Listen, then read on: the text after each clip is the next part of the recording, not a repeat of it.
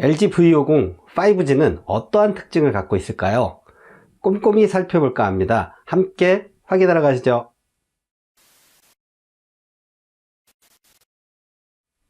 안녕하세요, 테크유린이 구참입니다.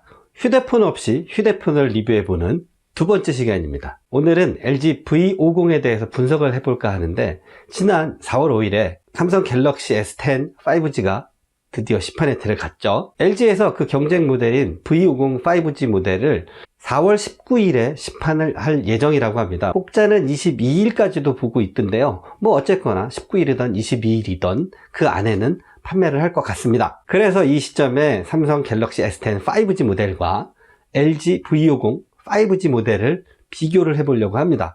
오늘도 역시 제 손에 휴대폰이 없는 관계로 표로 분석을 해보도록 하겠습니다. S10은 CPU를 삼성 자체 개발 CPU인 엑시노스 9820을 사용합니다. V50은 스냅드래곤 855를 사용하고 있고요. 엑시노스 9820은 스냅드래곤 855에 비해 대략 10% 정도의 성능이 모자란다고 합니다. 10% 정도의 성능 차이라면 실사용에 있어서는 거의 차이를 못 느낀다고 할 수 있겠네요.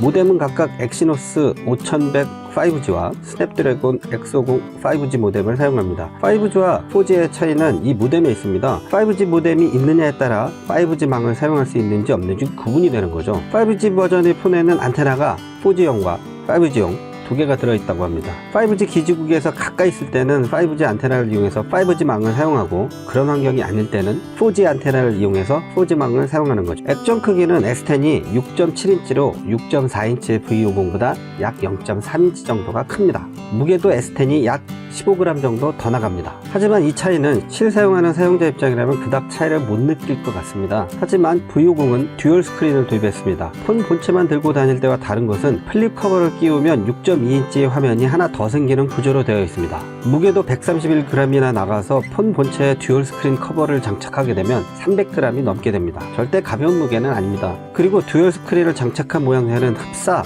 예전에 닌텐도 DS 게임기를 연상케 하는 모양새가 되었네요. 삼성, 화웨이 등등에서 폴더블 스마트폰 개발에 집중을 할 때 LG에서는 뗐다 붙였다 하는 듀얼 스크린을 만드는 꼼수를 부렸네요. S10은 램 8기가에 저장 공간이 256기가 또는 512기가 두 버전으로 나왔습니다.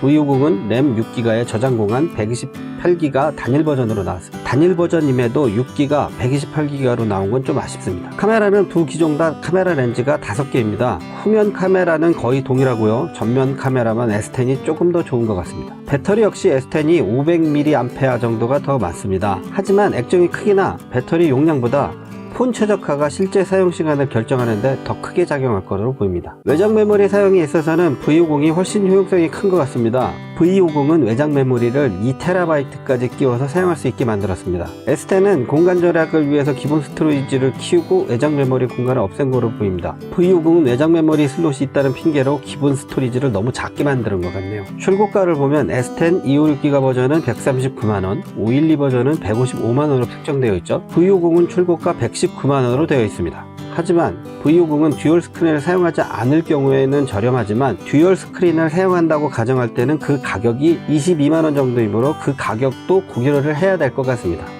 그 반대급부로 V50은 듀얼 스크린을 사용할 수 있다는 장점도 있네요. V50은 초기 이벤트로 5월까지 구매하시는 분들에게는 듀얼 스크린 플립 커버를 무상으로 제공한다는 썰이 있습니다. 한번 직접 확인해 보세요. 나머지 부분을 보면 IP68 등급의 방수 방진이 된다는 건 동일하고요. 카메라에서는 약간의 차이가 있는 것이 S10 후면 망원 렌즈에 손떨방이 있다는 것입니다. 망원에 손떨방이 있다는 것은 조금 더 유리할 것으로 보입니다. 또한 S10에는 고속 충전이 있다고 발표가 되어 있는데 V50에는 고속 충전이 지원이 되는지 안 되는지 정보를 전혀 찾을 수가 없습니다. 지금까지 S10과 V50의 차이점을 표로 좀 정리를 해봤습니다. 구매하시려는 분들의 관점에 따라서 약간 선호 기종이 나뉠 것 같은데요. 배터리 용량이 크다던가 액정이 크다던가 삼성 브랜드 파워가 좋다던가 이런 분들은 갤럭시 S10을 선택하시면 될 것 같고요. 조금이라도 저렴한 가격, 듀얼 스크린, 그 다음에 그 삼성이라는 브랜드가 좀 싫으신, 좀 거부감이 있으신 분들은 V50을 선택하시면 될 것 같습니다. 큰 차이는 없지만 S10이 조금 더 나아 보이는 건 사실입니다. 하지만